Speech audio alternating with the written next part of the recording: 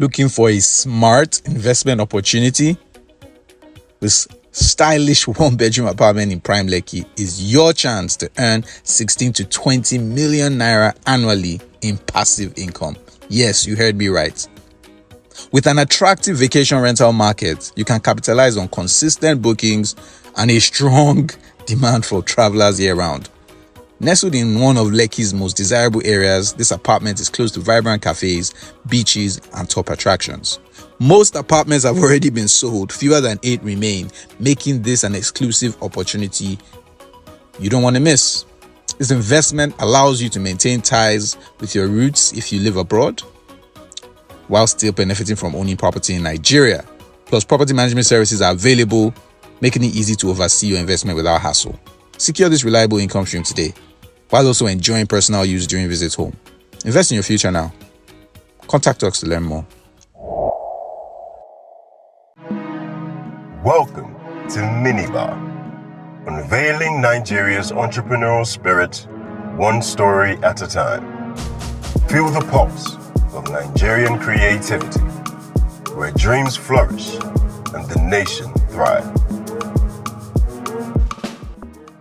You know, when people talk about Nigeria, the first thing they hear or that comes to mind is we're a poor country.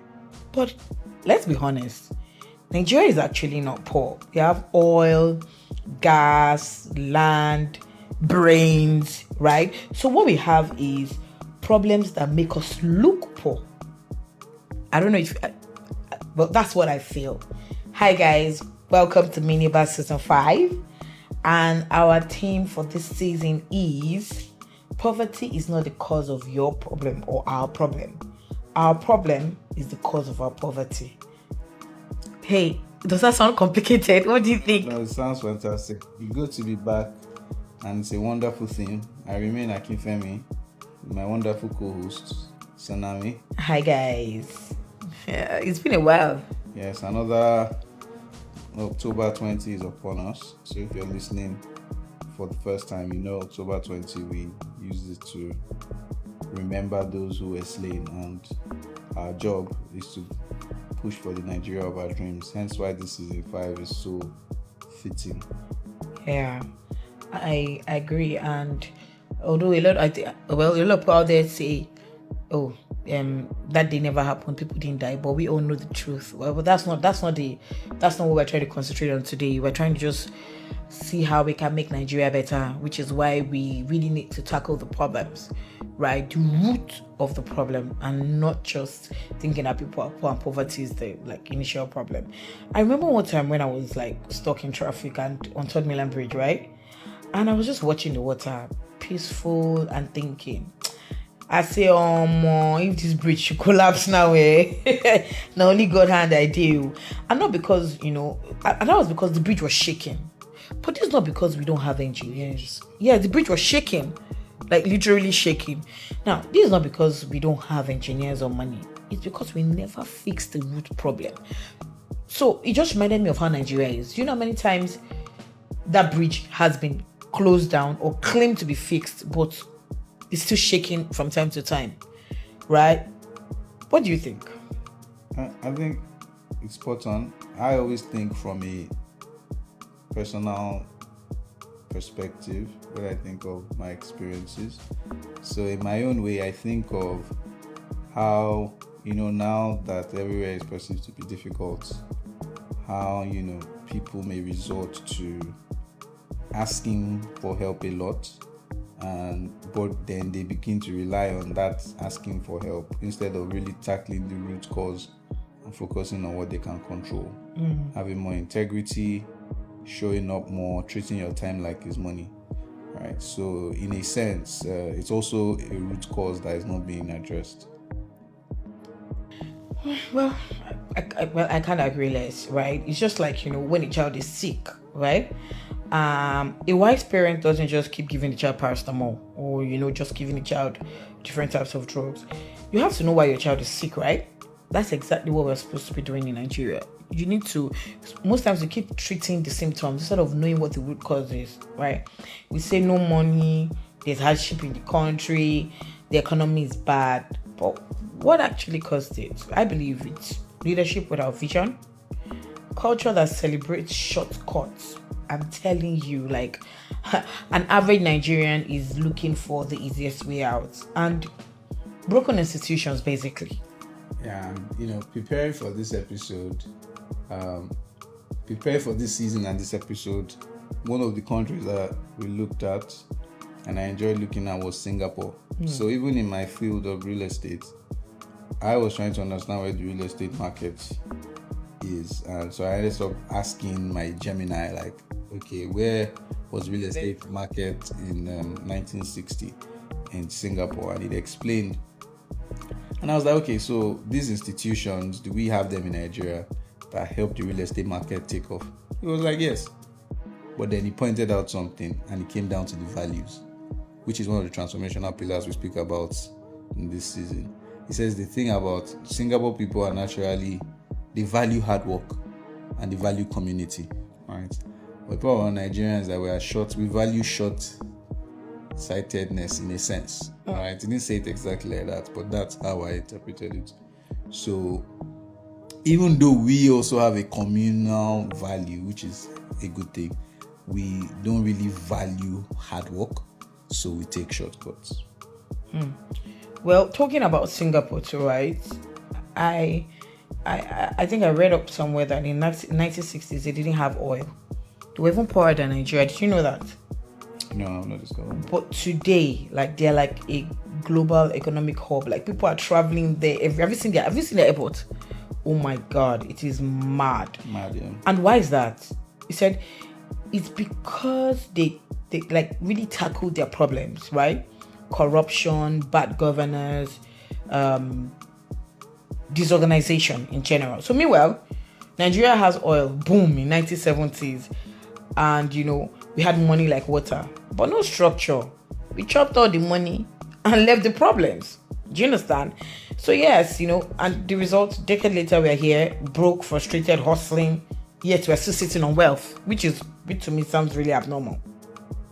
Are we really sitting on wealth? The World Bank said 139 million Nigerians are living in. No, it doesn't mean we're not sitting on wealth. It just means that we're not harnessing it well. That's what it is. Do you get? It just means that, because see, if you look at it, there's leadership failure. Because how can a country be earning billions from oil and still import fuel? That's absurd to me. And then how can our leaders be traveling abroad for healthcare while our hospitals here don't even have bed sheets? Do you understand what I mean? Makes sense. Yeah. And on that note, let's break down the real cause of our poverty. Okay, so I use that. Me, I love my acronyms. Sure. And you've already touched on these things. So just to bring it together, those 6 pillars I spoke about. All right. You've already mentioned leadership. So we have structures. That's one. We have leadership. Sorry, what's the acronym again? Oh, I actually didn't say it to you. No, you did not. Slim VS. Slim VS. Let me make sure I got it right. Yes, Slim VS. LIM. Yes, VS. VS. So structures, leadership, innovation, mindsets, values, and then the last S is synergy, which is like community working together to get things done. Yeah. So leadership, you've already actually touched on most of these things. Yeah. Well, it's good that we might remember Slim VS throughout the season, because all our different guests will also be touching on this based on their experiences and what they're focused on. And so as we're talking about this narrative, breathing life into the narrative, we can always refer to this to just kind of bring it home. So do you want us to, since you've spoken about structures, spoken about leadership, I think what we haven't spoken about specifically but is already implied is mindset. We've also implied values, right? And we've also implied synergy by using the example of Singapore, right? Yeah. But before we go there, I just want to mindset is still not like mentality, right? That Nigerian mentality that says something like, you must know man to know something, or na man no man. Now so we do we romanticize lawlessness in this country. You see, okay, my friend and I were talking the other day, and she told me that she was stopped by police on her way to work. She wasn't guilty of anything, no, nothing. But the officer told her, "Madam, just do something for us." That's not poverty. That's us normalizing corruption, which is part of the problem, right? And I spoke about infrastructure earlier, but I'm still coming to this mindset crisis, right? Education, healthcare, infrastructure, all weak, right? There are brilliant people out there who cannot even get a decent job. As you said, look at the statistics of poor people in Nigeria, and it's so bad that there was a time when one NYC lady was telling me that fine girl, brains, everything. Do you know what she told me? She said she studied engineering. She said she can never practice in Nigeria. That is not possible because the system is not going to allow her grow. And it was deep for me. And this is the same story for millions of young people out there. So coming to mindset, right? Many Nigerians believe poverty is normal. And sometimes religion doesn't even help. I don't mean serving God. I mean religion, right? It's God will. They don't even demand better because they think that's how it's supposed to be. That's how it's supposed to be now, So when people stop believing change is possible, the system wins and poverty continues like a curse. Do you get me? Mm-hmm. So I just really think that in Nigeria we need to change our mindset. We need to really buckle up and think about the future ahead, not just for us, as I always say, but for generations to come. We have to believe that we can change in Nigeria because everybody feels like, the people that are in power will continue. See, as this person is in power, said the guy must do 16 years. Somebody said that today. And I was looking at it, I'm like, oh my God, we've even given up before the battle, right? So we really need to change our mindset and believe that we can change in Nigeria in our own little way. There's something I always say, right? A little drop of water fills the bucket eventually, right? Mm-hmm. That's how it's going to be. If we all, have our input and, just try our best to make Nigeria better, I feel like things can get better if we just play our own parts. Okay. Before we continue, shout out to our sponsors of this episode, the SME Mall. Shout out. They are the wonderful people who have always been on our team since the very beginning, and this episode is sponsored by their business health checker.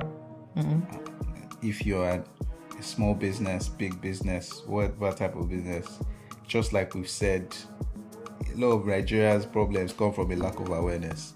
And what better way to get an awareness of where your business is and what it needs to get to the best next stage than by using the SME Mall business health checker. So all you have to do is go to smemall.com and you use their health checker for free to diagnose your business. Think of it like getting a health checkup from the best hospital in the world, but it's for your business. So shout out SME Mall. SME Mall, baby. Back to the episode. So let's digress a bit, right? We have a segment today called MiNibA Money. We've done that before, right? Yes, this is going to be our second time. Yeah, it's going to be our second time. So it's just basically us dishing out tips, right? Money tips. So, do you want to take that? I can just introduce it. 50, 30, 20. Go. Nice one. Just trim it to sharks, right? Mm-hmm. So one of the biggest money mistakes many Nigerians make, right, is believing that being broke, right, is the reason that we can't build wealth, which is a very wrong perception. The truth is, the lack of money is not the problem. It's the lack of structure that is, right?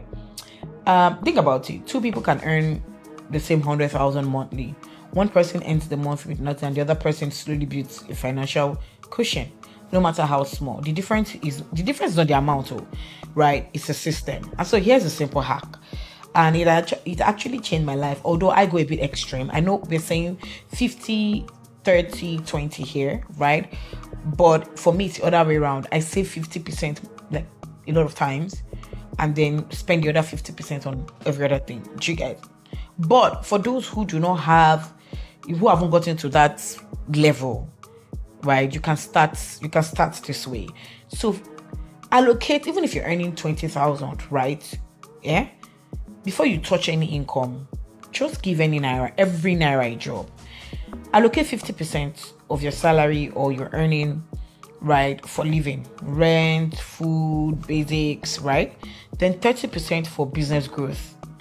You might not be running a business, but you could be learning a course, investment, building your business if you have a business, right? And then the remaining 20% for wealth protection, which is emergency funds, insurance, savings. Although I don't leave money in my account, so I don't advise you to do so. So just invest everything, basically, right? So that's the hack for me. Yeah, Sam is right. It's 50-30-20 works and it's recommended. So okay, let's get back to the show. Sure. So back to the conversation. Leadership failure, I think that's one of the things you touched on, and that shows up in different ways. Corruption, but all in all, I think what you were saying is we Nigerians need to. You gave the example of the police.